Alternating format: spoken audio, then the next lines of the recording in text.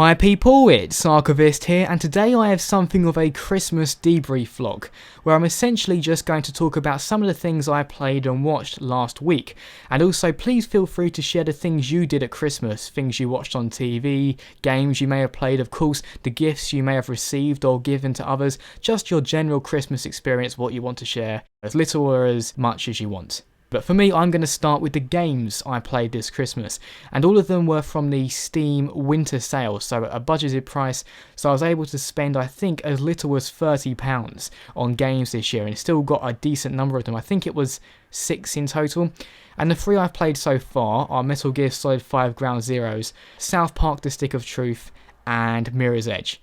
And I'll start with Metal Gear because I've already mentioned that in a full review, and if you want my full impressions, please do watch the full review. It's presented much better and it's more concise. But I will say this for the game. Despite being very short, it manages to keep you playing it for a long time because it really feeds off trying to perfect your run-throughs. And it's not just one mission. You're going through the same base, admittedly, it's the same location, but you're going at it with vastly different objectives. So whereas one you might be going in to rescue some hostages, in the other you go in like in a helicopter all loud shooting people up. And while you can go loud in it, you are going to want to be sneaky. I think most people will want to do that. And something I failed to mention in my full review, but I'll mention now, is the reflex mechanic, where and you can turn this on and off by the way, because it might sound like off-putting, but what you can do is if you get detected for the first time, you go into like this slow motion mode and you can take people out with cool headshots. I wanted to get rid of it just for added difficulty, but at the same time it looks so cool the way it's done, and getting a slow-mo headshot is just so awesome, so I just left it in. So the second game I played was Mirror's Edge because I wanted something a little different, and Mirror's Edge is a game that is very unique because while other games do have parkour in them, for example Titanfall incorporates parkour into its gameplay, Mirror's Edge truly embraces it and represents it in all facets of what it is. So you're not just jumping off things, jumping from platform to platform. You have to think about your body movements. You have to think about momentum. You have to think about damage you'll take from jumping a little too far. All these little things, and Faith, the character you play as, has very realistic movements, and it's really done well from the first person perspective, which just isn't... It's a game that wasn't really copied. Because I thought the thing with Mirror's Edge is, when it first came out, it was very unique, and it still is, because no other games have decided to take its premise and keep going with it. It's a game that remains what it is. If you want the Mirror's Edge experience, there is no substitute. You have to get Mirror's Edge. And that is kind of good, because that's given me a reason to go back and play this game that came out in something like 2009, and not feel as if it's an old game or dated by any means.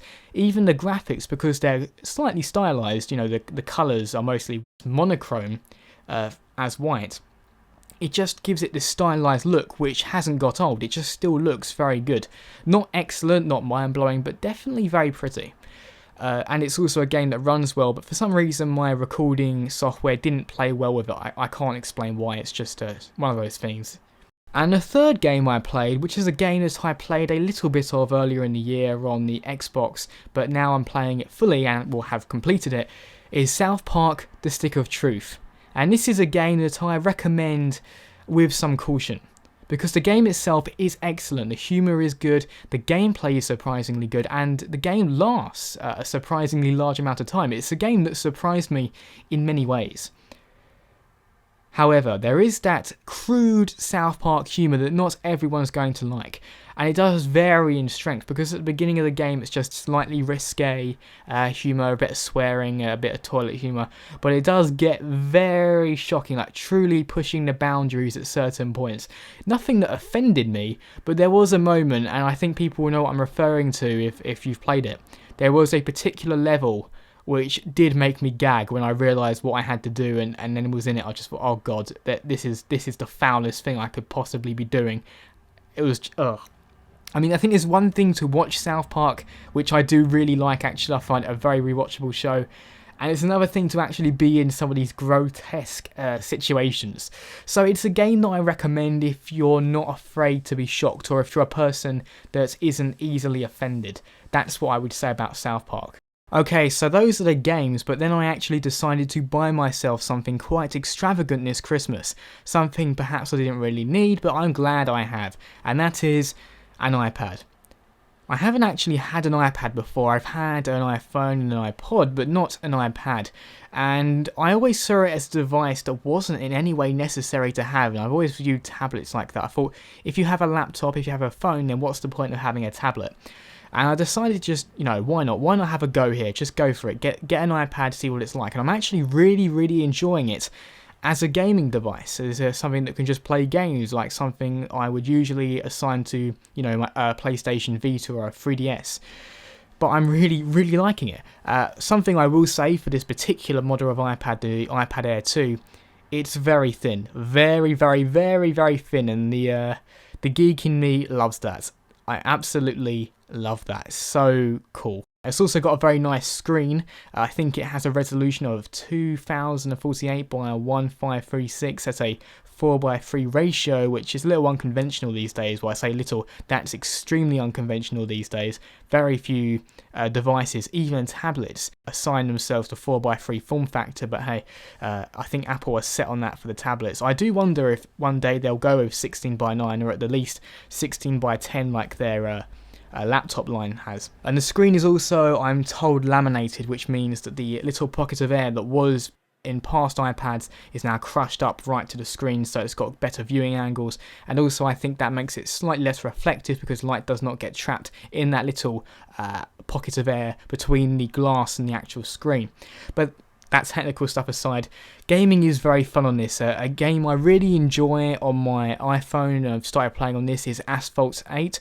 It's quite a cool little racer game. You don't have to have too much skill to play it. It's got very nice graphics. One thing I will say though, because I have to be a little critical here, is that it doesn't run at 60 frames per second, and I honestly expected the latest iPad with the A8X, the A8X processor. I thought that would be able to run it at 60 frames per second, but it can't. To be fair, it does look very good. And another game I played, I haven't played this before, is Brothers in Arms 3, which is a third-person World War II shooter. I can't get too excited about it. It's a lot of fun, but it's nothing exceptional or over the top. But it was free, and hey, if it's free, that's good. But as a little bit of a downside to that, it does have the energy system, so I think you can only do a certain amount of missions per day if you don't pay. But the thing is, because I don't play mobile games for long periods of time, that energy system does not affect me whatsoever. So for me, I just got a free game, and I really enjoy it. And to anyone who's looking for either a portable gaming device or a media consumption device, because I do watch Netflix now on this as well, I cannot recommend enough the iPad Air 2. Very, very cool. And the final thing I want to talk about, which has absolutely nothing to do with gaming, is Doctor Who, the Doctor Who Christmas special that was on. I've been watching the Christmas special of Doctor Who for many years now, and I plan not to stop ever. I'll do it for as long as it's on. And I did quite enjoy this one. Funnily enough, it was a episode that I grew towards. Initially, I actually hated it. I remember I was sitting there in front of the TV thinking, this is so cheesy, this is so ridiculous. I really hope they're going to explain all this, because they can't do the whole, oh, Santa's real thing, that's too cheesy. And luckily they didn't. Basically the premise of this episode, and if you haven't watched already, there will be a few spoilers here. The premise was that there were these head crabs that sent you into a dream state, and it was like Inception in the sense that they were going through multiple dream states. So they were, in order to make you think you'd woken up after defeating one dream, you were trapped in another one, and then you had to figure out, oh look, we're in another dream, we have to get out of this one, and it kept going and going and going, lots of layer upon layer upon layer, and it was quite good. A little convoluted. I do wonder, because obviously this is a family show for its kids as well, I do wonder if kids will even understand it, but I guess some of the jokes will be good for them, or just a general theme. It was a decent episode. I can't say it was in any way scary. I guess the way the head crabs opened their mouths, I guess you could say, was a little freaky. Very reminiscent of the way the xenomorphs from Alien open their mouths. It was a good episode, and Peter Capaldi's still very good Doctor. Just to speak to him in general, I think he's done an exceptional job of playing the Doctor, especially at his age. I think the character of the Doctor lends itself well to being played by an older man, and I think he does a very, very good job of doing it. I love how he's just so grumpy about everything. We've had previous Doctors that are just way too enthusiastic, and you think, oh, they're just big kids, really. But this guy, like, he's taking mick out of people, insults people, gets pissed off. I just really enjoy that about him, and I think he might genuinely be my favourite Doctor so far. Okay, so I think that concludes my Christmas debrief. As always, people, thanks very much for watching, and see you next year.